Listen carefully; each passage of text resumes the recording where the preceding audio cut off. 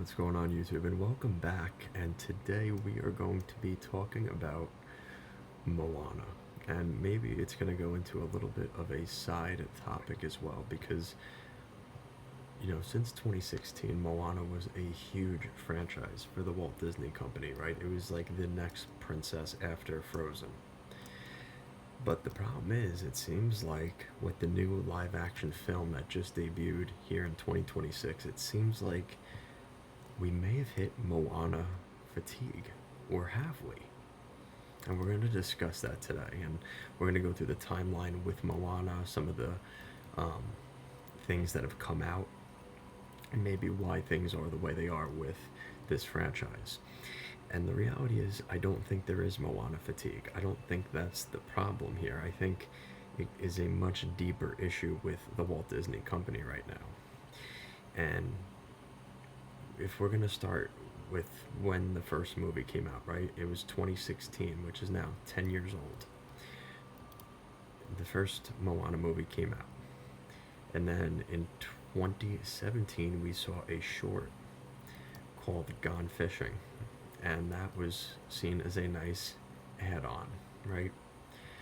But then in 2024, 8 years after the original movie, we see Moana 2, which I think at that point, I don't think a lot of people were all that like, all right, that's fine, it'll be an easy moneymaker. And it did fairly well. But then the live action Moana came out in 2026, and that movie has not done nearly as well as the first two animated movies.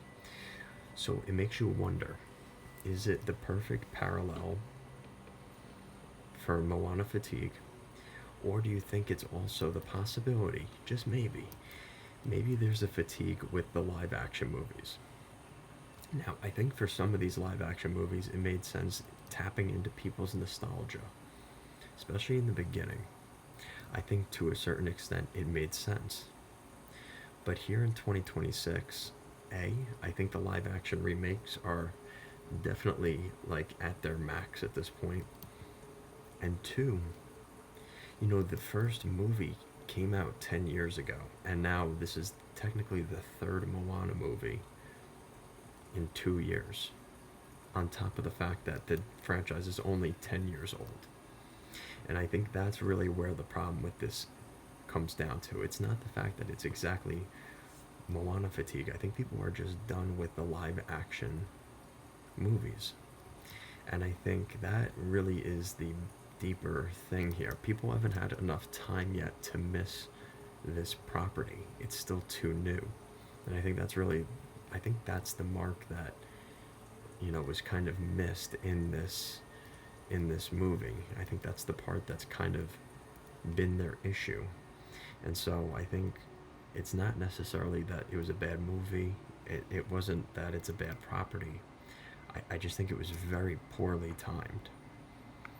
And I think in a world right now where a lot of people aren't going to the movie theaters, it's very expensive. On top of the fact that, like I said, we just had Moana 2 in 2024. That was 2 summers ago. And now we're getting just a reincarnation of the original movie. Why are people necessarily going to be going out of their way to watch that movie? They're probably not. And that's kind of why I think we are where we are with Moana. And it kind of is an important thing for Disney to figure out, because you might be asking yourself, well, who cares? What if there is fatigue or not? Because I think it's pretty likely we could see something coming for Moana in the Disney parks. So if there's the perception that there is fatigue for this property, well, that's kind of an issue if you're going to build a land or extension of a park based off of this property, right? You don't want a property that is fatigued. You don't want to be adding that and investing millions and billions into a land or an area that people are fatigued from. And so Disney's really going to have to figure that out, because I think the answer is pretty clear that it's the live action problem, not necessarily the Moana problem. I think Moana was just in the perfect storm for things to not go well for that movie, and a lot of people are talking about that movie bombing, and it definitely didn't do well.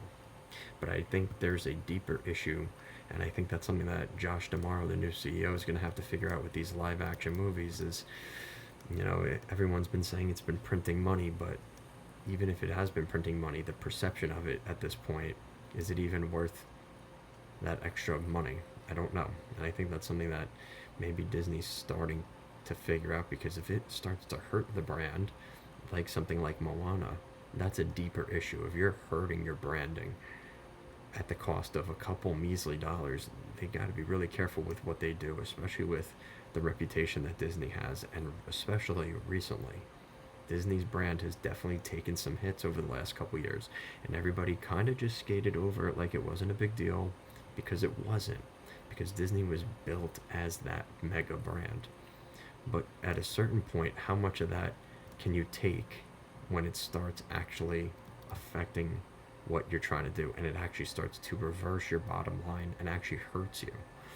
And that's really going to be the question that I think they're going to have to ask themselves after the performance of the live action Moana. So I think it's the perfect storm, like I said. I think it's the perfect property and the perfect timing for things to fall the way they did. But even with that said, if there was an opportunity, I think Disney should absolutely build an attraction based off of Moana. And I think at this point, the Journey of Water is a temporary thing, and is something that they could stack on top of something even at the Magic Kingdom or Animal Kingdom. But I think they need to do more there.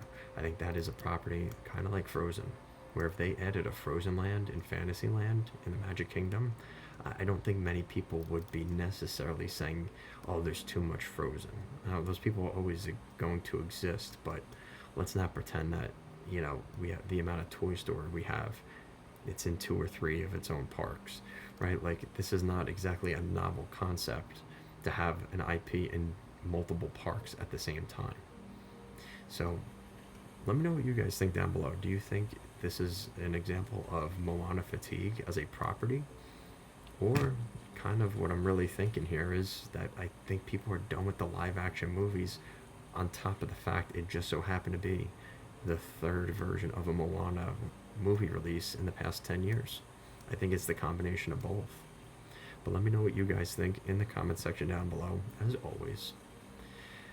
I think it would be really interesting, the concepts for what could come with Moana, right? Could we get something in the Enchanted Tiki Room?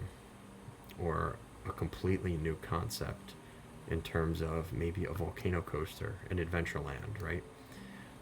But I'd love to know what you guys think. And check out the rest of our videos here on the channel where we talk about things like this. I'd love to know your guys' thoughts, and I'll catch you again next time.